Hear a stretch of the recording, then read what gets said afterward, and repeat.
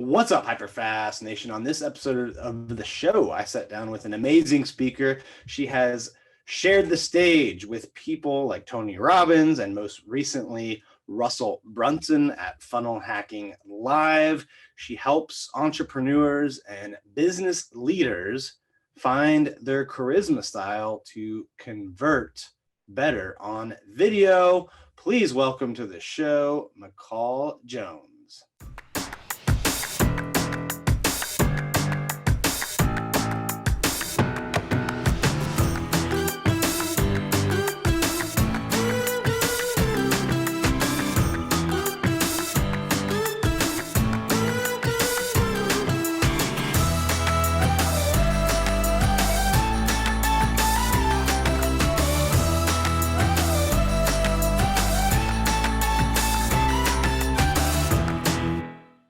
Welcome to the show today, McCall. How are you doing? I'm so good. How are you doing?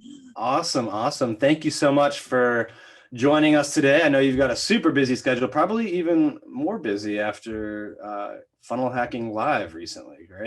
It's started to fill up a lot, but yeah, I'm so happy to do this. Thanks so much for having me. Yeah. So real quick, how was that event? I know Russell puts on, everything he does is amazing, but his events, I've been to some of them before. They're crazy good. So how was it? It was pretty extraordinary. I felt really lucky to obviously be able to speak at the event at all, but they had a pretty stacked lineup as far as speakers. So I was fangirling over every single speaker that I heard. And, it was really awesome. I know Russell choreographed the whole event, even just based on subjects. So it feels like this emotional roller coaster of even things that you're learning and stuff. So it was really cool. I liked it I know I spoke, but I liked it even more than the year before, which was fantastic. Awesome. Well, tell everyone a little bit about yourself and how you got to the point in your life where you're getting to go up on stage at Russell Brunson's big event. Yeah, sure. So my name is McCall, like you said before. So I'm the founder of a company called Charisma Hacking. So with Charisma Hacking, we solve two problems for people. The first one is people don't watch my videos. And the second one is people watch my videos, but they don't buy. So we have frameworks that help increase watch time and engagement rate and conversion rate on video. And the way that we do that is we increase something called the fan score, and then we focus on what's called your charisma style. So the way I like to say it is there are no good and bad styles, but there's a right and a wrong style for every single human. So if you think about Gary Vee or Russell Brunson, if your audience is really familiar with them, they're very different people as far as being good at commanding attention and being able to make people trust them and do what they say. They're both very good at it, but they both do it in completely different ways, right? So there has to be more than one effective way to do that. So what we found, with creating all of our programs and our systems is that most people who can't get people to pay attention to them or trust them or do what they say or move to action, right? Including buy, they're actually using the wrong charisma style. They're trying to be something that they're not. And we have formulas to make sure that you are effective so that you can do those three things. So my story, the way that I got into this, I started as a performer at a very young age, starting from the age of 8, I was doing, I was the go-to speaker on the motivational speaking or circuit. It was a really interesting childhood for me, but I started performing in front of audiences of 35,000 people when I was 11, 20,000 at 8. And the stakes were always really high for me, even at a young age. I loved to perform, but I was getting paid a lot of money to do it, which, at a young age, that can be kind of scary, from going from talent shows to, getting paid $5,000 a singing engagement. And so there was a lot of really money on the table. And, I had a dad who wouldn't speak to me for days at a time if I ever messed up on stage because I embarrassed him in front of his friends. So these stakes were really high, really fast. So performing was really fun, but I had to find a way to make it easy because it became very hard. So what I ended up doing was starting, at a very young age to create this formula that I actually use with my clients now. I would put together performance checklists. I would look at people I was on the program with who were much better than me at performing. And I would say, what makes people clap for them? How are they able to get somebody's attention? How are they able to get an audience to trust them or get people in networking situations to trust them? And what makes people invite them back, or what makes people do what they say, right? So the very first checklist, obviously when I was 9, they were like 3 long, and it was like, oh, they hold their microphone this way and they point at that person, but this checklist system lowered my anxiety so much that it became a way of life. So I not only took my performance experience, but my ability to read people and to know what made them charismatic, to break down things like the it factor or authenticity into something more than just like be authentic, be yourself, and actually saying, what does that mean? And how do you know if you're not being yourself? And how do you get back to being yourself? How do you make sure that you're effective at doing these things? So I did this, like I said, from the age of 8 on, but I really thought that my superpower was performing for so long until, I stopped performing. It was a big, long story, but basically I was cast to do this reality show. It chewed me up, spit me out, right? I was suicidal on my bathroom floor, and I was like, I can't do this anymore. They want me to be everything that I'm not. They hate me here. Like, I can't do this anymore. So I gave up on my dream of performing and of acting and singing. I did High School Musical at the age of 16, and I had performed at this point in front of over 1 million people live. Like, we ran the numbers. It was pretty spooky. And then even just with High School Musical, the premiere of that movie was 18 million people watched it that first day, so I'd been doing this my whole life in front of so many people, and I had a lot of experience, but in that moment, I just knew I couldn't do it anymore. So I started teaching voice lessons to kids and kind of thought I was going to be a has-been for the rest of my life. And then I went to Funnel Hacking Live in 2020, and I sat there, and Russell Brunson went on stage and he started teaching frameworks. Now, I went to Funnel Hacking Live at this point, not with a business. I went to watch my sister-in-law who was speaking, and I was just there to support. I say I was there as a civilian. So I went to support her, and I was sitting there, and Russell got on stage and he said 2 things that really changed everything for me. He said, if you have something that's going to change people's lives, it's your responsibility to give it to them. And then he said, the way that you're going to give it to them is you're going to publish. You're going to get on video, and you're going to get on stages, and you're going to get on podcasts, and you're going to share your message with the world. And I had been around these people, for at least a couple hours at this point. I looked around and they were not good at doing that. And they, in networking situations, people were like walking away from them. They weren't able to get people's attention. As they were filming videos in the lobby, I was like, oh, they need some help. And I knew how to do that, right? Not only had I been teaching that to, kids and performers for the last 8 years at this point, but I had a system that I had created that I didn't even realize was my superpower, right? I had small checklists that even a 9-year-old, at the time could understand that really actually worked. That didn't just stop it. Be yourself, or have more energy, or don't cross your arms, or don't say, right? I had formulas of actually what created, attention and conversion. So I went home and I started to create this system. I took all the checklists from my life and I put them with entrepreneurs. And I said, okay, first, does this work for entrepreneurs? And the first month of Charisma Hacking, we increased a webinar. So my very first client, we had a webinar that she had a 70% drop-off rate before she saw me. And in that first month, like I said, it was my very first client. We changed that drop-off rate from 70% to 30% in like 3 weeks. And we increased her click-through rate of her Facebook ads 12 times. So we took it from a 0.5 to a 6%. And I was like, okay, we got something here, right? So we put all of these things together, and I started to realize that some tactics work for some people and they don't work for others. Because like I said, we have specific styles. So I actually put together this scientific study, basically, where I charisma hacked. I broke down what makes people do those 3 things: move to action, trust people, and pay attention to people. And I charisma hacked 1,000 people. I interviewed 100 funnel hackers. I did it with 500 people on Clubhouse. And we came up with this charisma style system. We put through a Kcluster analysis. Now I'm getting into all the boring stuff, but basically we have a system that tells you what your styles are and how to use them in order to be more effective at doing those 3 things on video. So that's my story. Russell found me 4 months into my charisma hacking journey. He sent me a message and he was like, hey, can you come do this training in my high ticket coaching program? And I was like, hey, man, sure. And then, a couple months after that, he was like, hey, I want you to plan out your business model and your publishing model so I can present on it at Steve Larson's event. And I was like, hey, man, sure. And then he asked me to speak at Funnel Hacking Live. He's a fan of charisma hacking. I'm really lucky that he's been so kind to me. So it was really fun.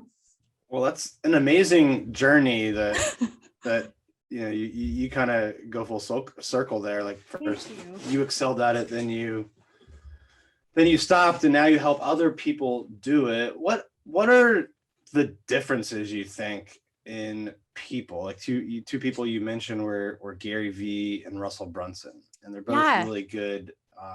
Other people may not know them as well, or maybe don't pick up on the nuances that you do. They just may know, hey, I've heard both these guys speak, and I like them, right? Yeah. I buy in, but like for them specifically, like what are the differences in how they do what they do?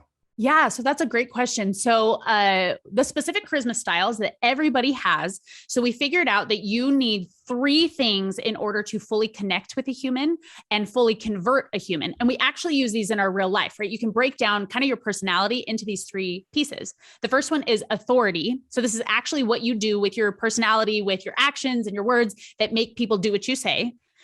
Compassion is what makes people trust you and confide in you and confess their problems to you. And then entertainment. And this is what makes people pay attention to you. So as we break down Russell and Gary Vee, we look at those 3 different parts, those 3 different charisma styles that they're using. And we say, okay, how do they move people to action in different ways? So there are only 3 ways to move people to action.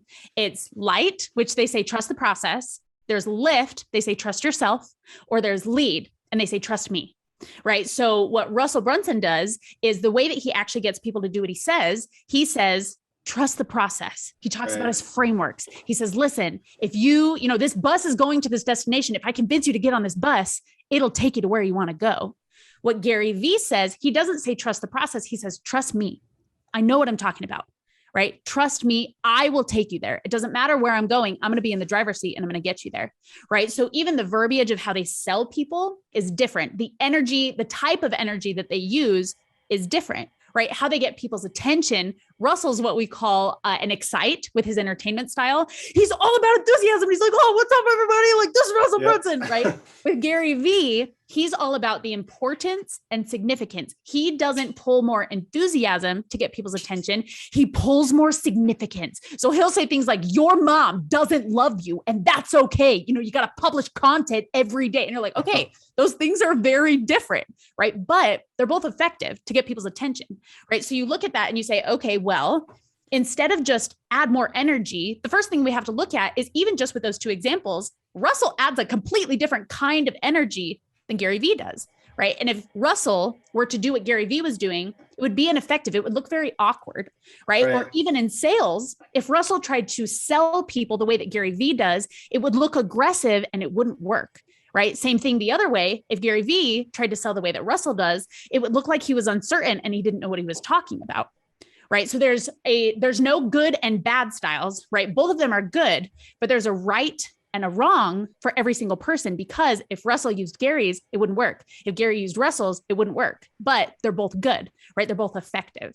So the main difference when you name those 3 styles, I immediately put Russell in the trust the process bucket, because I've heard him a couple times. But Gary, I was thinking you were going to say he was in the trust yourself process. Interesting.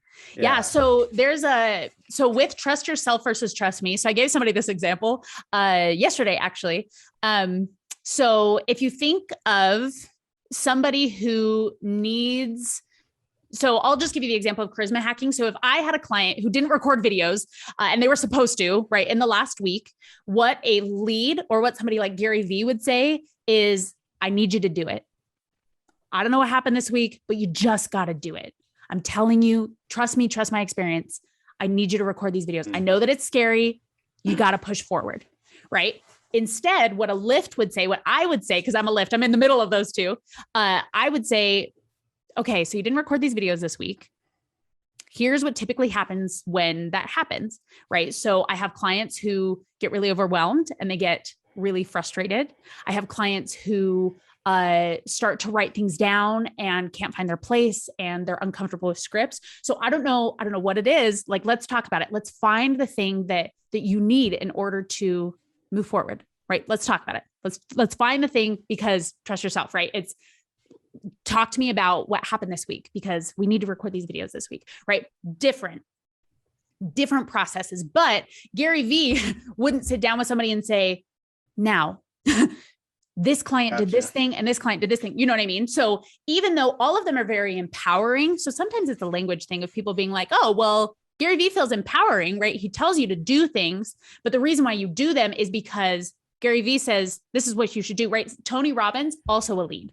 So Tony Robbins says, you need to walk through fire and it'll make your business better. And people are like, whatever Tony says, I'm going to follow. You know what I mean? He says, trust me. And they're like, okay, I totally trust you, right? If I said that, people would be like, you're a freaking crazy person. I don't want to do that. So different. Do you see the difference? Yeah, totally. Cool. So what do you, when you start this process with people, is the first step, I'm guessing you do some sort of survey or questions so that they can really dig into who they are and how they would communicate best on video? Yeah, that's a great question. So with our Charisma Styles program, especially, so the very first thing that they get is they get a Charisma Styles analysis call with me. So I tell you your styles. So they like send me a couple of videos before, and I will tell you, I'm very good at knowing what they are. But we can give your people the freebie that we gave at Funnel Hacking Live. So if they go to charisma.style, there's a Charisma Style estimator where you can start to pull yourself towards like, okay, when I need people to do what I say, who am I the most like? And it'll give you kind of an estimate of what it is. The only way to get it perfect, right? And it's important to get it right, but the only way to get it perfect is for me to give them to you because I can see things, right? The cool thing too is like, we all have what are called false faces. So we have things that we compensate for.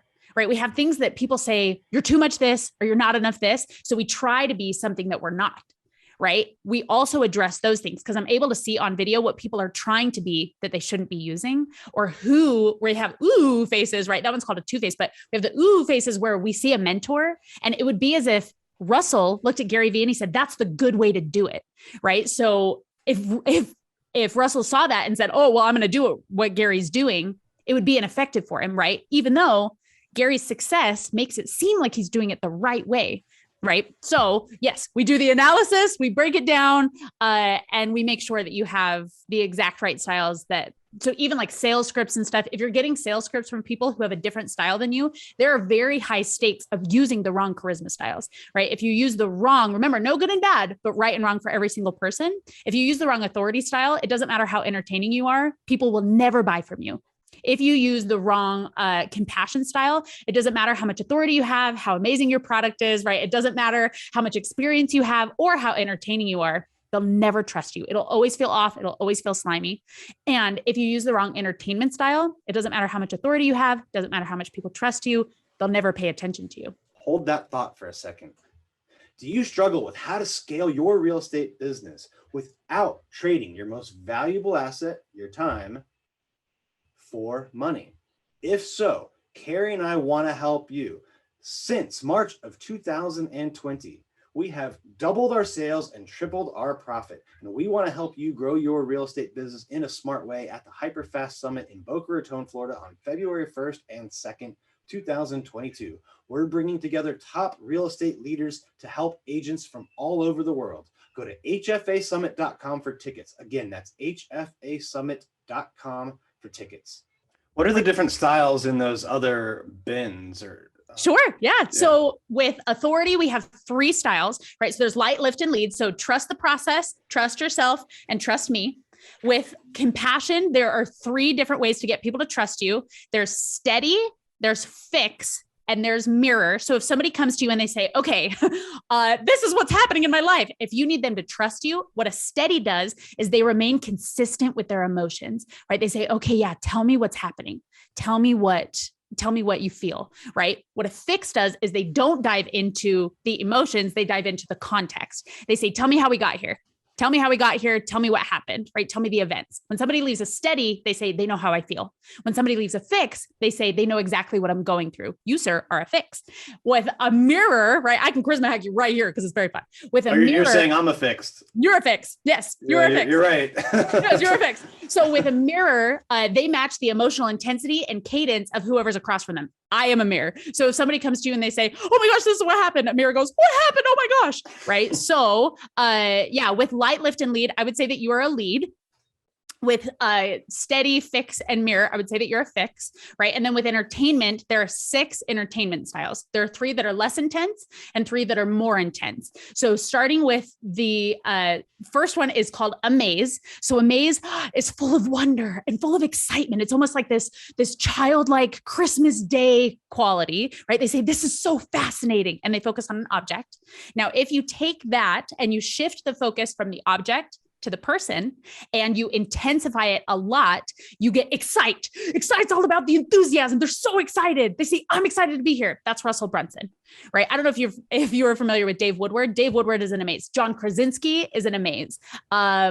Jimmy Fallon is an excite, right? Jimmy Kimmel is an excite, right? So then we have charm. So charm is all about the intrigue. This is Ryan Reynolds. They say like, I don't know if you want this, but this is what's happening here, right? That's how they get somebody's attention. Then if you shift that focus from the object to the person and you intensify it a lot, saying, I am intriguing, you get perform. I am a perform, right? I am dramatic and I am saying I belong in the spotlight, right? Where a charm says, I control where the spotlight goes. With amaze, they say, this is fascinating and this is exciting. And excite says, I am exciting. I am fascinating.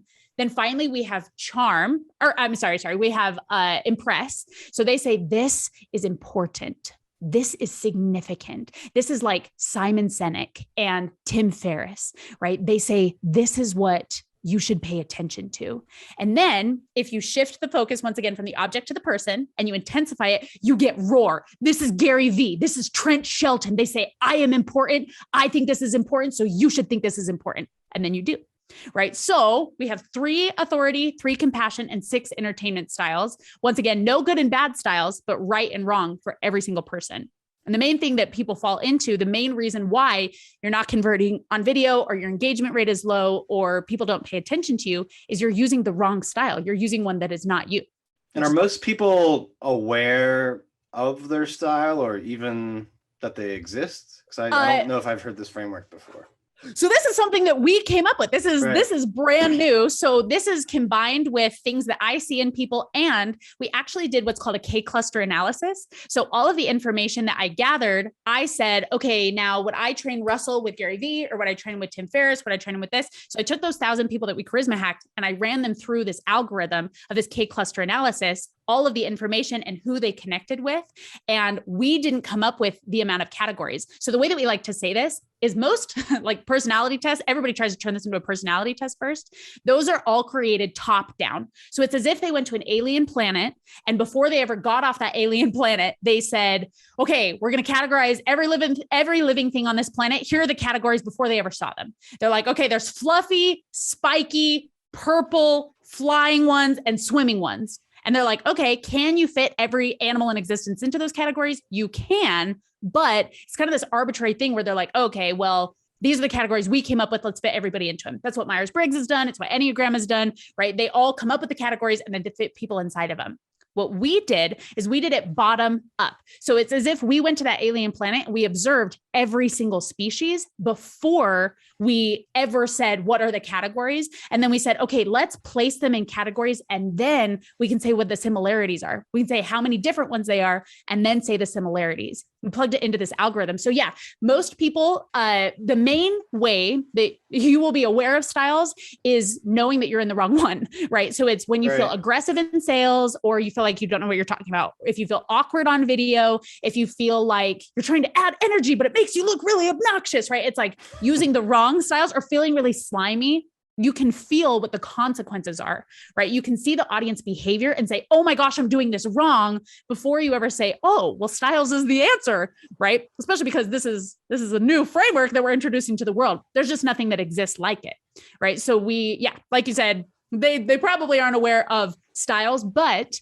when the very first thing that I ask people on our analysis calls is I ask them, what do you think your styles are? Right? Because even though I know what they are, it's fascinating to see what people choose. Because there's about 50% of people who get at least 2 out of 3 right. 50% of people get them wrong, right? But I usually see those things that we talked about, like the two-face. They'll be like, well, I'm compensating for this. They'll say, well, for me, I'll give you an example. I'm a perform. There's no surprise there. But my two-face, right? The one that I pull to try and compensate and prove people wrong is impress, right? There's no good and bad, only right and wrong. Somebody who isn't impressed is amazing, but a perform trying to be impressed is very bad. It's very bad, right? So my whole life I was told I'm too bubbly, I'm too silly, and it makes me look stupid.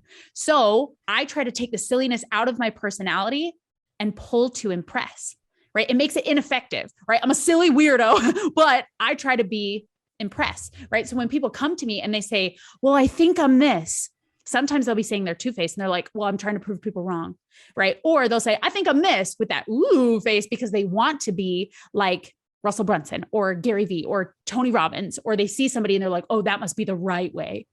So sometimes I was going to ask, because you would think people would just naturally be themselves, but do you think they see other successful people and then and that's why maybe they get it wrong? Because they're like, well, it worked for them. I need to say this and do it this way.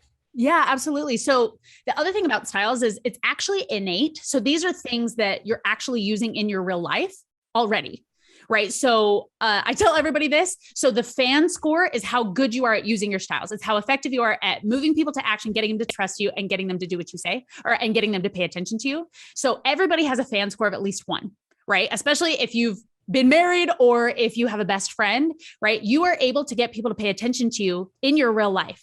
There's no costume or explosion or pattern interrupt that exists that's more effective than how you've been doing that your whole life, getting people to pay attention to you. What we're trying to do is we're trying to move your business towards what you're actually already using, we know is effective in your real life, right? There's no sales script alive that is more effective than how you tell your kids to do what you say and they do it, right? Or your friends to take your advice and they do it, right? So we are moving your business. We are moving how you are on video and in front of people towards what already works for you in your real life, right? So people are themselves when they're not, when they don't have social anxiety and they don't have things that they think they should be in business or on video, or they're not trying to be professional. But when you're on video or in front of people, that's the only place that you don't use your styles effectively. So we're able to see that. Yeah, go ahead.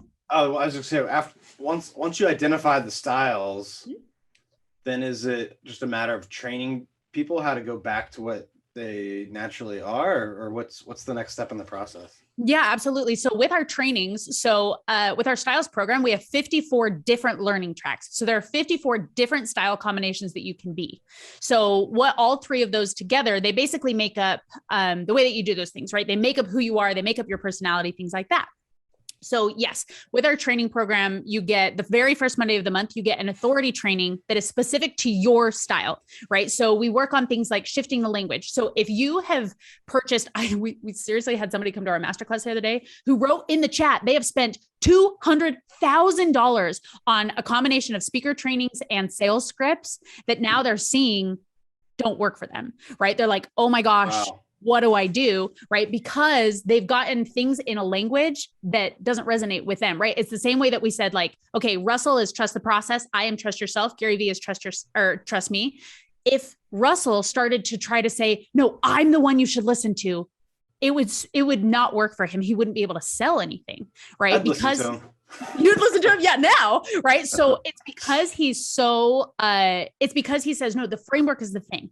The framework is the thing. You know what I mean? If Gary Vee all of a sudden was like, well, it's not about me. Like he would look he would look uncertain about what he was talking about. Right. And it would be very strange. Right. So a lot of people get sales scripts from people that, yes, that specific person has had wild success with that because it works for their style, but then they give it to other people and it only works for some of them, not for others. And then they say, well, now I'm just going to point out the success that I've had. Right. And they say, well, there's got to be something wrong with this person that the sales script doesn't work for because it works for all these people. But what tends to happen is the people that it works for have the same style as them. The people that it doesn't work for don't, but they don't know why it's not working for them.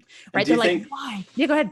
Do you think people, when they're in this script or sales pitch style or speaking style that's not authentic to them, do you think subconsciously they know it and they're sending cues that they're unaware of that are telling the people not to like and trust them and buy in? Is that That's a great why question. there's just minute incongruities that come out? So I would say it's both. The Yeah. interesting thing is, so really in video marketing right now, the only things that are available to people when they say like, I'm going to make you better on video, they say, be yourself, or they say, don't cross your arms. Don't say, be more polished, or they give them scripts, or they say, have more energy, when none of that actually fixes the problem at all. Or they say, just do more of it, right? You're going to suck at it at first. And the more you do, the better you're going to get. The problem with that, right? Without the knowledge of your styles and doing it the right way, repetition, what happens is at the beginning, you feel awkward. When you're not being yourself, you feel awkward. The more practice you have, the less awkward you feel, because like when you walk into a room and there's a really funky smell, and then you're there for a while and the funky smell goes away, the funky smell didn't leave, right? You just got used to it, right? So people will repeat over and over and over again, and they'll get more comfortable with that awkward feeling. And they'll start to not see, I call them triggers, like the things that tell them you're not being yourself. And this actually does look awkward. And they become more polished, or they fumble over their words less, or they become less scared. So they think that means better, when really better, the only way we can define better is more effective. So unless it's working, it's not actually getting better. You just are more comfortable doing it. Right. So at first, absolutely, you can feel aggressive, and then you're like, but the more you practice that script, the less you fumble over your words. And the more you say, well, aggressive is what I'm supposed to feel like. Right. When at the beginning, you knew that it wasn't working and it felt awkward and it told you that. Right. But then you kind of push those feelings aside. Or with entertainment, you feel awkward and you feel like, I probably shouldn't be moving my arms like this. This feels really weird, because you never talk like with your hands like that in real life. But the more you practice it, the more you say, well, I'm supposed to feel a little awkward. I'm going to get used to this. Right. And you keep doing that over and over again.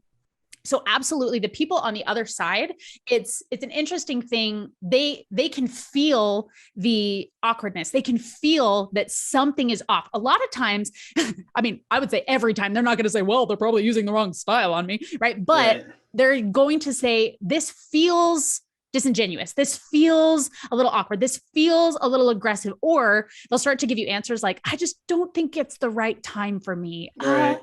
And they start to back off. They start to back out of the sale because they don't know what's off. They just know something is off. And when somebody feels like something is off, they're never going to invest in that. Right. They say, it's my gut feeling, when it's like, oh, well, you are giving them cues, right? You're giving them cues that you just have become less aware of because you practiced it so much, or you're trying to lean into because you're like, no, I have to make the sale. And this person says that this script is going to work for me. I need to do that. Does that make sense? Hey, that's a great thought. But let me get to this question that I just got from one of my followers right to my phone. By the way, did you know you can text me at 703-215-1684? This is a new thing I've rolled out. I'm letting my listeners and people that subscribe and follow me on social media connect with me directly to my phone on text message. It's me answering them and responding. You can ask me anything about real estate, investing, business, whatever. Just text 703-215-1684 and I will respond to you.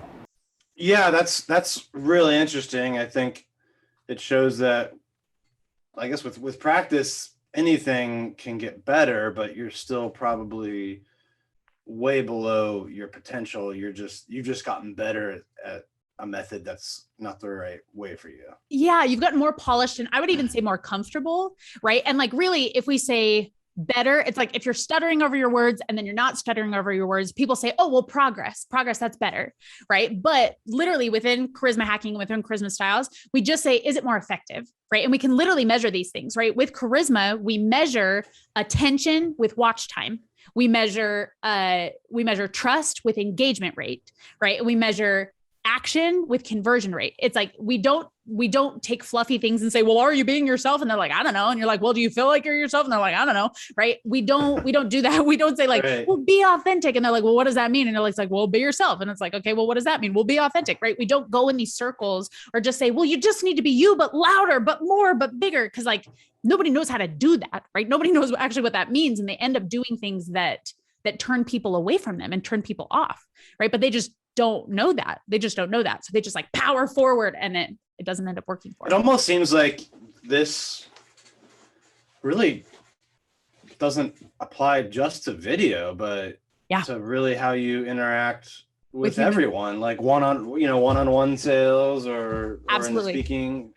Yeah. So all the things that we work on. So we have people who are doing, podcasts, just sales like over Zoom or in person. We have video. We have really just like networking. I've done this with people outside of business who I've done it with my sister-in-law who's like, oh my gosh, this is going to help me make friends in college. Like your styles are something that, like I said, everybody has a fan score of 1. It literally is measuring the actions. You can measure it by the actions and behaviors of other people. Are they paying attention to you, right? If you're in a room and you need people to pay attention to you, right? You use your entertainment style, right? If you are making new friends, I did this with my hairdresser because I can't shut up about this because clearly I'm very passionate about it. And we went through this and we talked about her compassion style and how she was trying to make friends with this woman who lived down the street from her, who just moved in, who had a baby that was the same age. And we were talking about her compassion style and how she was using the wrong style because somebody had once told her she was just in it for the drama and all this stuff. And she was doing something that when you use the wrong style, there are always repercussions. There are always consequences. And so a mirror that tries to be a steady, so that's my two-face. So sometimes I do that. It can sound very condescending, right? It can sound like, oh my gosh, you actually don't care about what I'm saying. Cause it's like, oh, well, how do you feel about that? And they're like, ugh, right? And she was doing that. So we literally talked about it and she was like, oh, and we talked about how she's going to use her styles now to even just make friends in the neighborhood, right? To get people to come back to her hair chair, right? It's applicable in all areas of life. We're starting with video and stage and podcasts, and I just call them performance mediums because we're using it with entrepreneurs to say, okay, we need to move these things forward in your business. But you're totally right. It applies to everything. How long does it take most people to start seeing results and improvements from this process, this method? That's a great question. So with my funnel hacking live speech, so before I did it live, I practiced it with people. And I had a woman who only listened to the speech, and she had a funnel where she was doing a summit, and she had opt-ins for the summit. And then when you got to the funnel, it was the video for the upsell, selling a $47 product. And before she listened to Charisma Styles and knew what hers were, she had 200 opt-ins and she had 3 sales. And literally just after hearing the speech one time, she went and she used her Charisma Styles to change that video out for her summit funnel. And she made 270 sales in 6 days. So it's like, it's one of those things that just being aware of it, right? We've been able to, I've had clients who have increased watch time. So I have a client, his name is Eric. He has a YouTube channel, 28,000 people. And just by changing his entertainment style, because he was using that wrong, we increased his watch time by 242%, right? So it's it's one of those things. And that was in 3 calls with him, right? It's one of those things that it's so incredibly powerful that first, just that awareness is something that is not only empowering, but it helps you. And then the implementation factor, right? We start implementing and people start seeing results immediately. It's one of those things that, like I said, it's already innate in you, right? And being trained on oh, okay, I'm changing this language, things start to sound familiar, right? It's like, oh, I have people on calls all the time that'll be like, you literally told me my authority style and you told me things that I would be saying with, what if I'm out of my style, and you told me phrases I should be saying in my style. I used to use that in my swim team when I very first started coaching. And that's when I was the most authoritative, but I never used that in sales. It's like, all these things start to sound familiar. And it's like, oh, wait, I parent my kids that way, right? It's like, of course I should do that in sales. Or I do that with my best friend. That's how I get them to trust me every time. But I never do that on sales calls. I wonder why. Or oh my gosh, that is how I get people's attention. I've always been the life of the party, but at work, I try to be so professional, right? There are things that start to sound familiar. And all of a sudden it becomes very liberating, very freeing for people. Right. And obviously it gets results too, which is fantastic. But it's something that starts working immediately. And then the more you know about it, right, the longer you are in the program, the longer that you get trained on different things, the more you can actually apply your styles to your business. It's really cool. Do people end up changing more than just their videos? Did she, in that one example you gave, did she just change the video, or did she end up changing the funnel and the copy to match? That's a great question. The new style. Yeah. So when it comes to copy, so we really work on changing 3 things in order to get them into your style. It's content, copy, and delivery. However, with the copy, there is a piece where if you are just writing the copy and you're not saying it out loud, it just has to be effective. You can hire copywriters to just write like email sequences and things that you are not going to say out loud, right? Not on a podcast, on video, whatever. Like my husband, he is our operations person for Charisma Hacking. He writes all of our sales funnel copy, and he's a lead and I'm a lift, but it doesn't matter because I don't say his words out loud.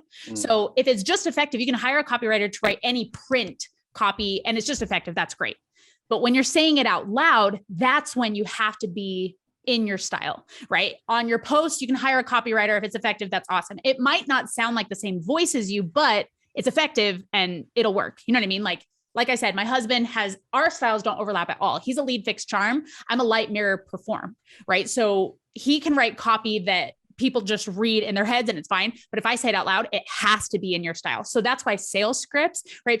If you have a template for email sequences, you can keep using that. If it's working, that's great. Right. For a sales script, you're saying it out loud, right? It's something that you are the face of, right? You are the person who is moving people to action. So that has to be in your style. So yeah, the only thing she changed on that was her video. With her funnel, everything could remain the same because if it was effective, it was effective. If it wasn't, it wasn't, right? But just changing that video was the thing that got her those results. So what do people do if they're part of a team or a couple, right? Yeah. Is it, and they're probably in most cases going to be a different mix. Yeah. How would like 2 of them or a team or group be in a video and each still reflect their individual style? It's exactly what you just said. So because a lot of people ask me, like, are people attracted to specific styles or not? You're not, right? So you are attracted to all styles as long as people are using the right one, right? You're attracted to what we call true faces. So like I'm attracted to Russell Brunson's type of authority and Gary Vee's type of authority because they're using the right one, right? It's when they use the wrong ones that you're not attracted to that. So if you have a team or you have a partnership, I literally just talked to a partnership. They have a podcast together and they run the business together. They're very different styles. The interesting thing is when they get on video, they try to pull to each other's and it becomes ineffective for both of them. So what we talked about was you need to make sure that you're doing this, right? If one of them is a charm, I'm like, you got to be more snarky because you're trying to soften yourself to match him. And he was trying to be more firm than he was like trying to take out magic in his voice and all this stuff because he was trying to compensate and be more like his partner, right? So what we work on is making sure each individual person is their style because true styles complement true styles, right? Because you're not trying to compensate for things. And, you have friends and you have spouses and whatever that are different styles than you. As long as everybody is in their own style, it's effective, right? And you can create a great 1-2 punch if you bring in like a closer or if you bring in somebody, if they are a different style than you, that's awesome. Then people get different language and they can see different things. And then they can feel like they trust themselves and like they trust the person and they trust you know what I mean? Like as long as everybody's in their style, remember, all of them are effective. There are no good and bad ones. All of them are effective as long as you use the right one. So you go through every member of that team and you say, okay, you do this, but make sure you don't start pulling towards Jerry because Jerry's styles aren't going to work for you. And we make sure that they are just in their correct styles, which is really cool. Fascinating. Well, this has been an amazing show. I'm awestruck of this platform or framework you've built and the potential it has to. It's crazy. Help people, right? Because if you are paying the same amount of money but getting more people to click after seeing your ad and then getting more people to convert, it could change people's lives in amazing ways. Totally. Thank you for saying that. I always like to end with the HyperFast round. If you're ready for some rapid fire questions. I'm ready. All right. What's your biggest piece of advice to a new entrepreneur? Think with your feet. Don't worry about adjusting, edit as you go. Publish. And then if you have a new idea, publish again. If you have a new idea, publish again. Don't wait. Just think with your feet. What's the biggest mistake that you see successful people do in business? No, they use the wrong Christmas style. What's the biggest challenge you've ever had in business and how did you overcome it or what did you learn from it? I had someone come into a program that was very sketchy and they were lying to people. And I found out, and it made me shut down my programs for a while because I felt like it was my responsibility. And all of a sudden I started blaming myself. And how I overcame that, I just felt like, we've talked about how powerful charisma styles can be, how charisma hacking can be so powerful, and in the wrong hands, that's actually a really scary thing. So I got really scared and I was like, oh man, if people use this for evil and then it's my fault and all this stuff. The way that I overcame that, I literally was listening to my sister-in-law, who's an incredible businesswoman. Her name's McCall Jones. She talked about this couple who she coached, that they were holding events and they got really upset. They said, all these speakers keep stealing our people because people in our audiences keep joining their high ticket programs at the end of our events. And what she said to them is, well, are you offering a high ticket program at the end of your event? And they said, well, no. And she's like, okay, so you're setting them up. You are revealing a hole in their business and you're setting them up for other people to fill that hole in their business, right? They want to fix it and you are sending them somewhere else to fix it. And in that moment, I was like, oh my gosh, if I am opening up this hole, because I couldn't stop talking about charisma hacking, they're going to go to somebody else to fix it, right? And somebody else in my programs joined. The thing that snapped me out is another person who I had said no to in the process of shutting down my programs went and joined the person who had been lying's program. And I was like, oh my gosh, I sent her to her doom because I refused to step up to the plate, right? So it was this huge thing where I was like, you know what? It's your responsibility. If you have something that's going to change people's lives, you have to give it to them, even if it's scary, even if, you have hesitations, or even if you see things like that, you can do so much more good in the world than bad people can use it to do evil things. So I would say it was that. It made me shut down programs for several months. And then all of a sudden I snapped out of it and I was like, no, it's my responsibility. I got to fix this. When you're not making amazing content and teaching other people how to do it, what would you most likely be doing? Ooh, writing songs and singing. I've been a musician my whole life. Probably that. Awesome. Last one. Where do you see yourself 10 years from now? Ooh, with a lot more people in charisma styles. Honestly, we're going to write a book in the next year about it. Probably go on speaking tours, and honestly, charisma hacking and charisma styles really does have the potential to, and I don't say this lightly, it has the potential to change the world and how people communicate with people. And, I feel like it's my calling and my responsibility to make sure that people have it, because I only succeed if they succeed, right? It does nothing if people don't use it. So I hope that people are changing the world with charisma styles. Awesome. I would love to watch you on that journey. So maybe we can have you come back and give an update. If people want to learn more about charisma styles or connect with you, of course, in any way, how should they do that? Yeah. So if you go to charismastyle.me, we have masterclasses that you can sign up for, where I literally go through not only my funnel hacking live speech, but I give you a little taste of trainings, how they would look for each specific style. And then in that masterclass, we give you the opportunity to join that program if you want to. So charismastyle.me will give you all the information that you need. All right. Well, thank you so much for being on the show. This was very entertaining, very educational. I encourage as many people out there who are listening and watching to go to that site. What was it again? Charismastyle.me. Charismastyle.me. Thanks again, McCall, and to all of our listeners and viewers out there. Thank you. We'll see you next time. Thank you for tuning in to this episode of the HyperFast Show. Subscribe to us if you want to make sure you get the latest and greatest HyperFast shows. And remember, we love reviews. Reviews help us bring better and better guests and improve our shows. So give us the good, the bad, and the ugly. We hope you enjoyed the show, and we will see you next time.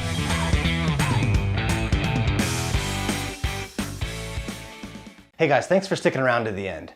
I hope you enjoyed that video, and if you want to see more, click right here. And if you want 100 real estate tips from my best-selling book, click right here to download them instantly.